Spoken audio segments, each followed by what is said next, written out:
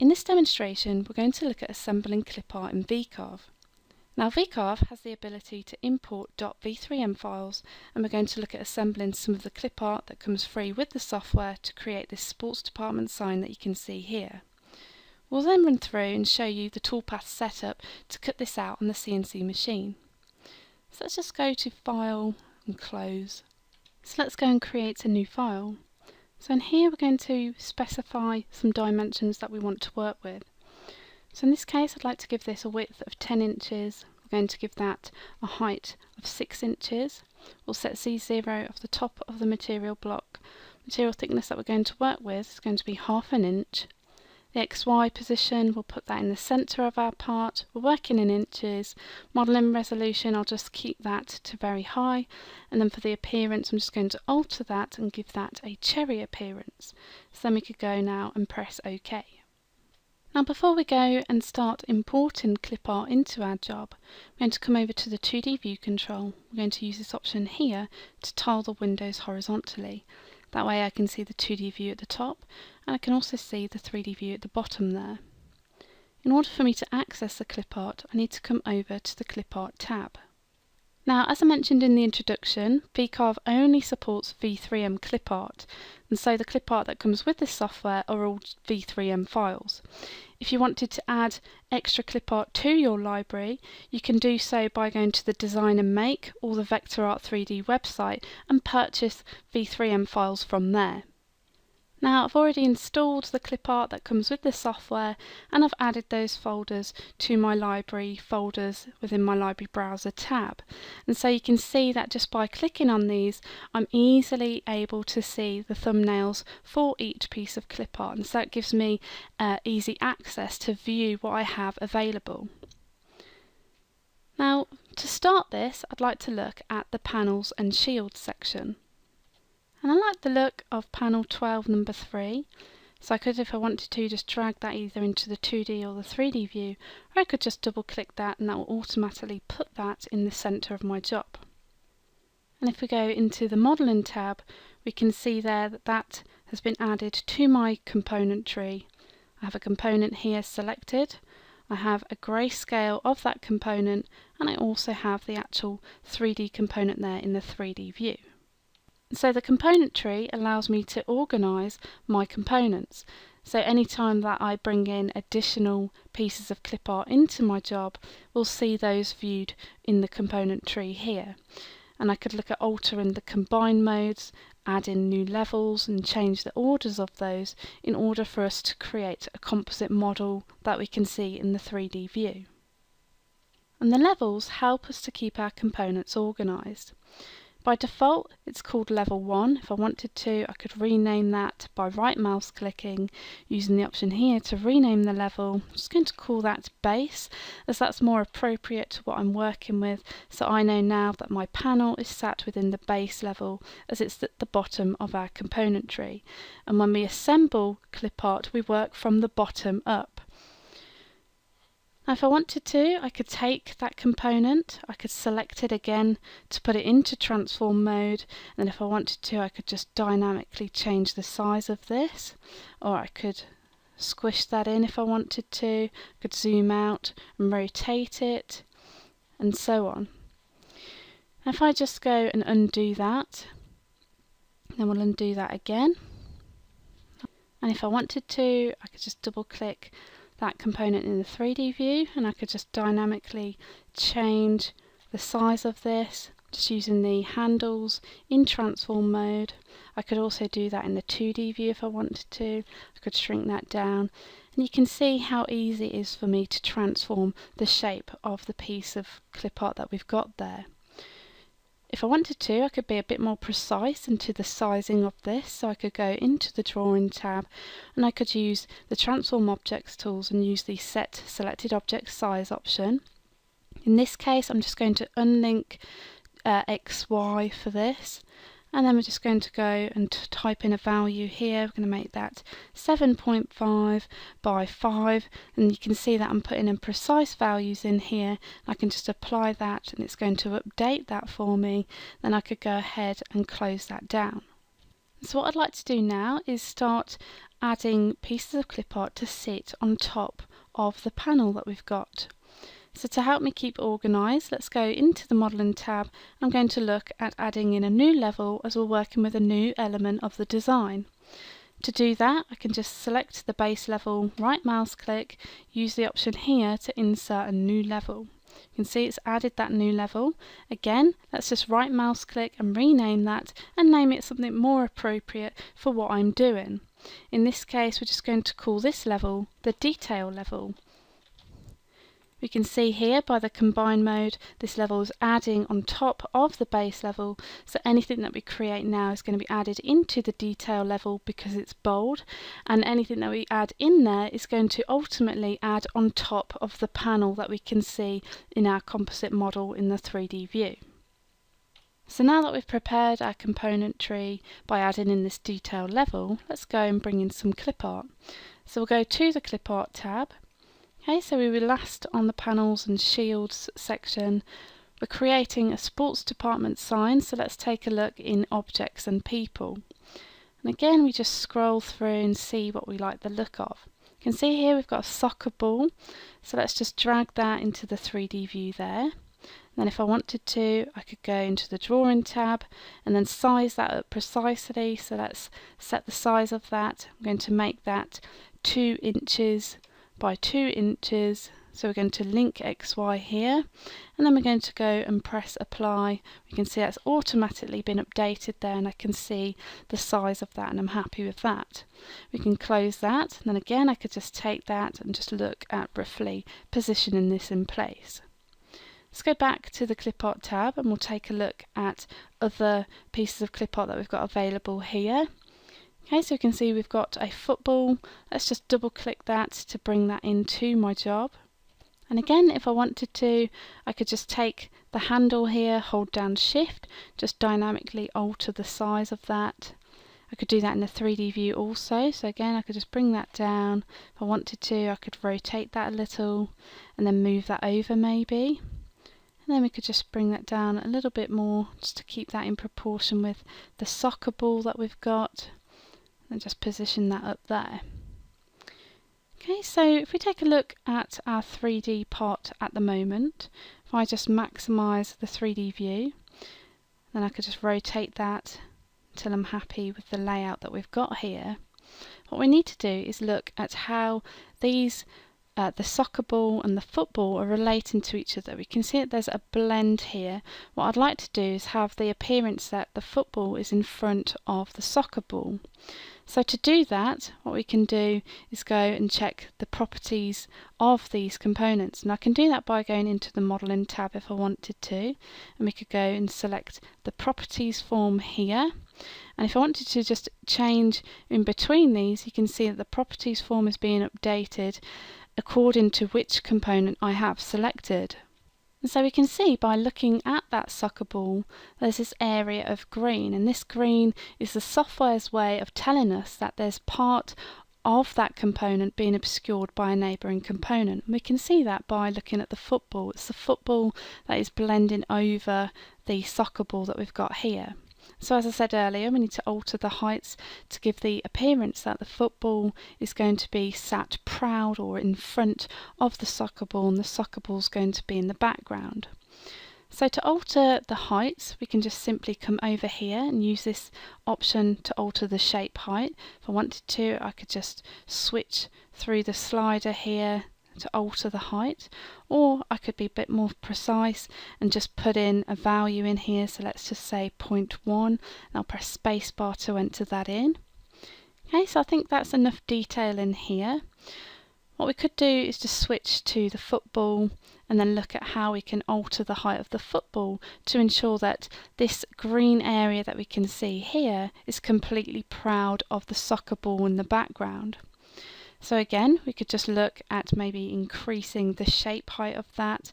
So let's bring that up to say 0.15 and then press space to enter that in. Okay, so you can see it's lifted that up. We've got a lot of detail in there. I don't really want to increase the level of detail that we can see in there. I'm happy with that. But what I would like to do is just lift this area of our football up. And so to do that, I could look at adding a tilt. To help me see this better, I'm just going to go to View, and we're going to go and tile our windows vertical. And then I'm just going to put this in isometric view over here so we can see that, and we'll just zoom in a little. And then we're going to go and use the tilt option here. So I just select that, and then we're going to set our anchor point. So we're going to start by selecting the side of the component we'd like to remain the same. So that's the right hand side of that football. And then you can see it's pulled out this dotted line here, and then the area that we click next is the area that we'd like to tilt. So I'm going to go from right to left. I'm going to click, and then I could go in here and just specify an angle, and we can see there in the 3D view that's been lifted there, and so now we have a small area of green shade in there. So you can see that we're almost there. If I just bring that up a little bit more, maybe bring that up to 1.8, we can see now that is completely clearing that soccer ball. And so now the football is stood proud of that soccer ball, and so I'm happy with that. So let's just put that back in the Z view there. I'm just going to go and close down the component properties form. Now there's one last element that I'd like to add to this design, and that's to add in a ribbon or a banner that will sit at the bottom where we could look at adding text to it. Now before we do that, I'm going to take the football here, hold down Shift so that I can select the soccer ball also. What I'd like to do is align them to the centre of our job. So if those both selected, let's go into the Drawing tab. We're going to use the option here to align selected objects. We're going to align them to the centre of our material. And then we can close that down, then we'll go into the Clipart tab, and then we'll look at adding in a ribbon or a banner. So let's go into the ribbon or banners section here. See, I've got a banner and two ribbons available. What I'd like to do is use this banner here. So I'm just going to double click that to put that into the centre of my job. To help me see this a little bit better, let's just maximise the 3D view. What I would like to do is flip the banner vertically, and I can do that by going into the Drawing tab. Again, just like we did when we looked at sizing that, I can also use the Mirror Selected Objects tools. I'd like to flip that about the centre. We're going to flip that vertical, and we can see it's instantly been updated there in the 3D view.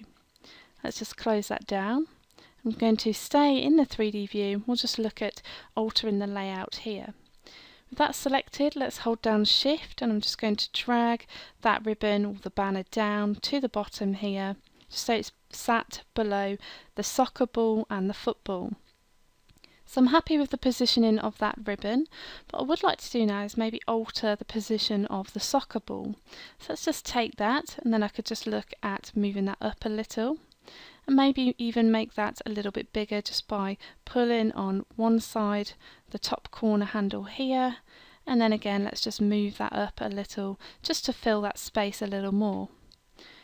We can see that where I've done that, I haven't interrupted the height difference between the football and the soccer ball. We can still see that that football is clearly in front of the soccer ball where we applied that tilt. Let's just put that in Z. So let's have a look at the part up the y-axis.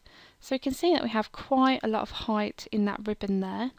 And for projects like this, I really like to keep heights to a minimum by looking at how we can use fades and tilts to create the look that one component is sat in front of another without having big height differences like we've got in this ribbon here. So again, I could select the ribbon and I could go into the Modelling tab and look at the Properties form there, or I could just easily access everything here in the 3D view.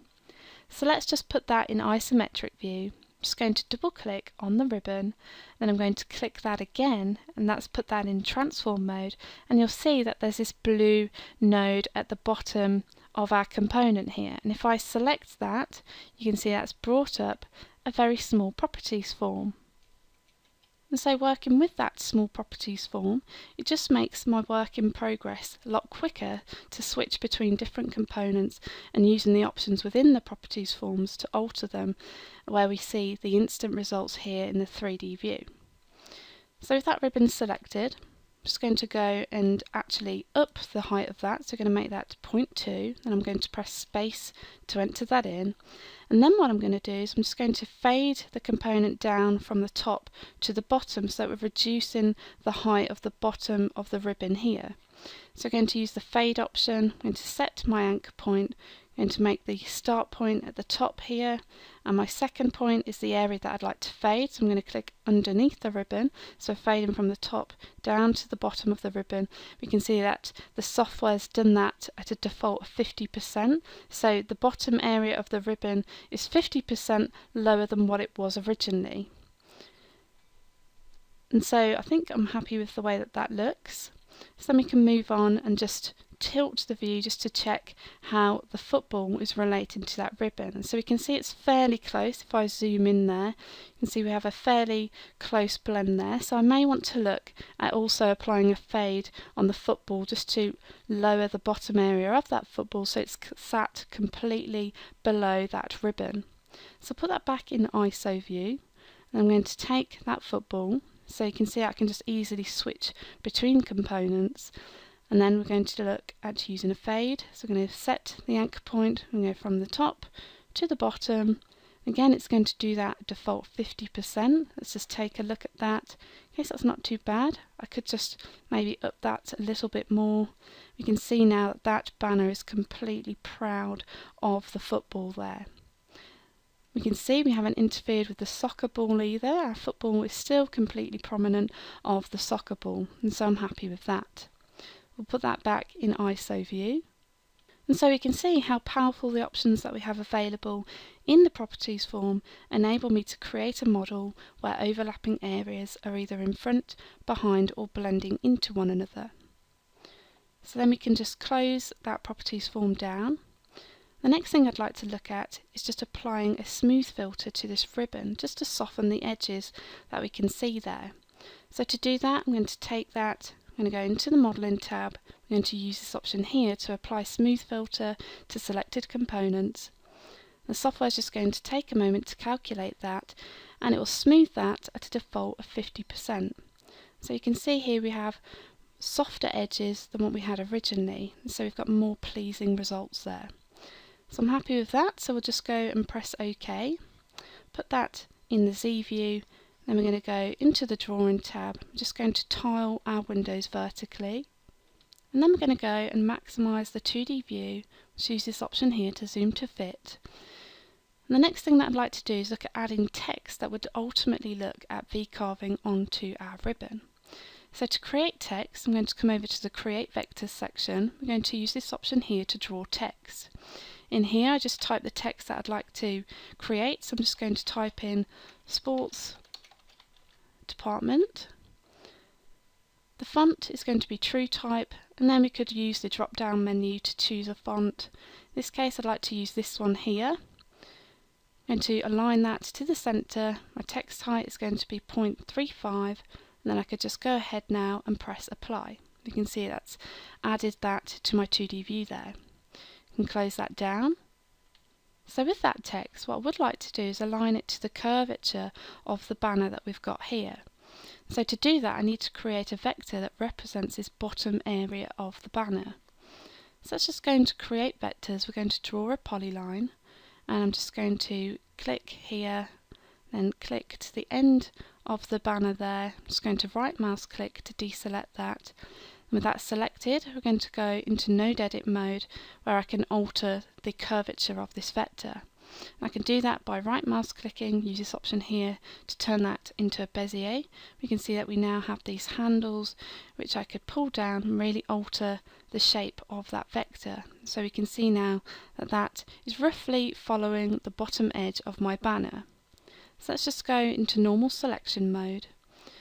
And then in order for me to take my text and align it to that vector or the shape of my banner, I'm going to hold down Shift and select that vector. I'm going to use this option over here to wrap text along curve. And so in this form I have various options that I could use. So I'd like to maintain the text size. If we come down, I could alter the spacing of the text if I wanted to. The text position, I'd like to have that above the curve.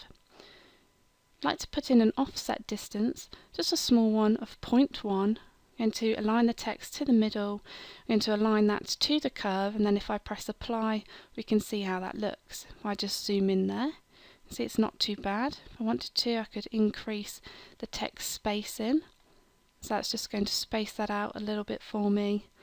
And if I wanted to, I could even increase the offset distance just to move that up ever so slightly, so I'll just put in a value of 0.12 and then press apply to enter that in. And so we can see that we can easily alter the curvature of the text to a shape with the thanks to the text on a curve tool. So I'm just going to close that down, use this option here to zoom to fit, and we're almost ready to go and calculate some toolpaths. Before I do that, there's a few things that I just need to change, so let's just go and tile the windows vertically so we can see the 2D and the 3D view. We're going to go into the modelling tab, and the first thing that I need to do is just check the overall height of our composite model. And I can easily do that by selecting this option here to scale the Z height of the model. And that's just going to tell me the overall current height. We can see that's at 0.348, and if I wanted to, I could go and set in an exact height. And so I'm going to do that by clicking on that button there. We're working with 1/2 inch material, so I have a bit of room to play with, so I'm just going to round this up to 0.4, press apply, and we can see that's been updated. I can close that down and then OK that. The other thing that I need to do is create a vector that's going to represent the boundary of our composite model in order for us to use when we create our profile or our cutout toolpath. And I can easily do that by selecting that panel component there. We're going to come into the 3D model tools and use this option here to create a vector boundary from selected components. If I just click in the white space, we can see that that vector has been created and is fit snug around our panel component. So now we're ready to go and create some toolpaths. If we go into the drawing tab, I'm going to use this option here to switch over to the toolpaths tab.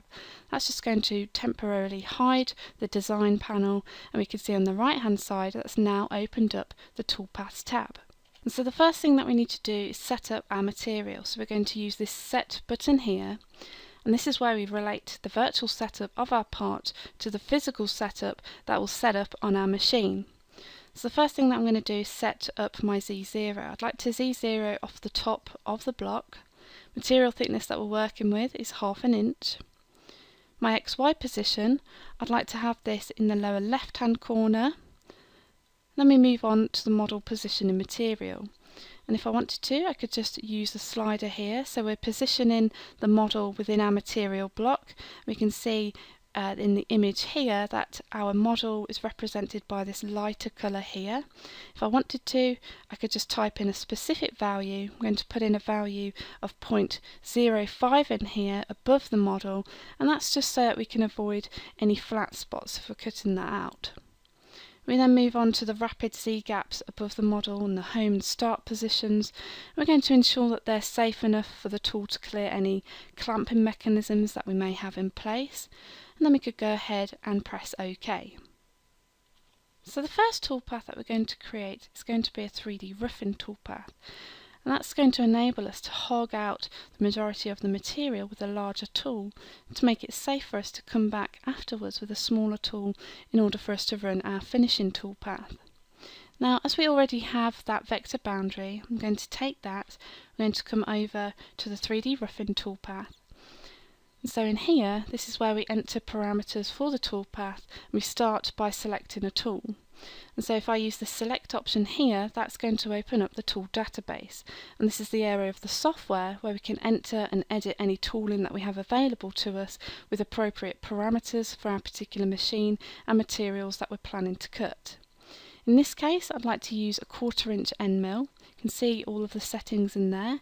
I'm happy with those, so I'm going to go and press OK. Then we move on to the machining limit boundary. So this is where we're going to specify where we want to limit the toolpath to. So we could choose the model boundary, the material boundary, or the selected vector. Now, as we already have that vector for our cutout toolpath, then I'm just going to use the selected vector. We can then specify a boundary offset, and this is a value that allows the tool to compass the edge of the vector that we have selected, and that governs the area that this toolpath will cut. And so this makes sure that the tool will come past the edge of the part by whatever value that we put in there to ensure that it cuts down the side of our panel. In this case, it's always good to go with at least the radius of the tool that we're going to use. So I'm just going to leave that at 0.18 here. Then we move on to the machine allowance, and so this is a skin of material that we left on the part to make sure that we avoid the chance of the roughened toolpath chipping at the part, and ensures that some materials left to cut with the finishing tool. So I'll just put in a value of 0.03 in there. The roughing strategy, we're going to cut this in a Z-level strategy. We're going to raster X, it's just going to go back and forth. Then I'm going to go and give that a name. I'm going to call that 3D roughing. Then we could go ahead now and press calculate, and the software will calculate the toolpath. Once it's calculated it, it will display the toolpath in the 3D view, and it automatically opens up this preview toolpaths form. And this allows us to animate the toolpath in a virtual piece of material, so we can see exactly what it's going to cut when we run it on the machine. So if we use the option here to preview selected toolpath, and the software will just take a moment to run that, and we can see the result of what we're going to cut when we actually run that on our machine. So you can see that there. Okay, so I'm happy with that, so we could just close that down, put that in ISO view. Now we can think about running our next toolpath, which is the 3D finishing toolpath. So again, we've got our vector selected here. We're going to come over to the toolpaths. We're going to use this one here, the 3D finishing toolpath. And so again, what we need to do is assign a tool to this toolpath. In this case, I can see that the currently selected tool is an 1/8 inch ball nose, and that's actually the tool that I'd like to use for this finish pass. So I'm just going to use the edit option here just to check some of the parameters and feeds and speeds in here. Now when we're doing the finishing, the step over of the tool, or the distance between each pass that it's going to take as it steps across the part, is very important. And so we need to make sure that this value is small enough that I get a nice, clean, smooth finish. So somewhere between 8 to 10% of the tool's diameter is typically a good value to use to get a reasonable cut. So I'm going to leave that at 8%. I'm going to go and press OK. Then we move on to the machining limit boundary. Again, we're going to use that selected vector. Again, we're going to put in a small offset again, so it follows the shape of the vectors, but it's going to go past that by a value that I put in here. And in this case, I will go with 0.1, so it's going to come past that vector by 0.1, so that it cuts down the side of my panel there. The area machine strategy, we're going to raster that, then we could give that a name. So I'm just going to call that one 3D finish. We'll go ahead and press calculate, and again the software is just going to take a moment to calculate all of the settings that we've got there within that finishing toolpath, and then it will just simulate a preview for us. So we can see that there. If we maximize the 3D view, you can see the toolpath lines displayed there in the blue area here. And then if we go and preview that, the software is just going to cut that out in our virtual piece of wood, so that we can see how that will look when we cut that out on our machine. And so this preview is so important, because if it doesn't look right here, then what I'd need to do is go back and change my calculations until I'm happy with the preview here. And this preview function allows me to save wasted time and material when I do my actual cut by verifying the results of that here first. So I'm happy with that. We could just go ahead now and close that down. I'm just going to go to view. I'm going to go and tile our windows vertical. And now we're going to look at VCarve in the sports department text. So I'm going to take that, then we're going to go over to the toolpath operations and use the VCarve engraving toolpath. In here I'm just going to put a start depth of 0, and we need to select a tool, so I'm going to press the select option here to open up the tool database. The tool that I'd like to use is a 60° 1/4 inch V-bit. I could just check over some of the settings in here. I'm happy with those, so I can go and press OK. If we come to the bottom, what I'd like to do is use this option here to project the toolpath onto the 3D model. What that's going to do is essentially, as it says, it will just project this toolpath until it hits the 3D model that we've got there. So it's going to project that onto that banner. We're going to go and call that VCarve, and then we can go now and press calculate. That's just going to calculate that for us. Let's maximise the 3D view. It's opened up that preview toolpaths form, and then we could preview that toolpath. And so what it's done, it's created a toolpath based on the vectors and the angle and size of the tool that we had selected. So I'm happy with that. Let's just close that down. Again, we'll go to View, Tile our Windows Vertical, put that in ISO view. Then we're going to look at running our last toolpath, and that's going to cut our model out of our block of material. So I need to select that vector, the outer vector that we've got there. I'm going to come over to the toolpath operations and use this option here to create a profile toolpath.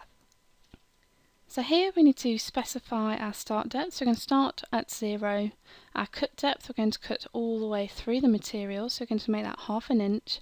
The tool I'd like to use is actually selected, so that's the 1/4 inch end mill here. I'm just going to use the edit option just to check some of the settings in there.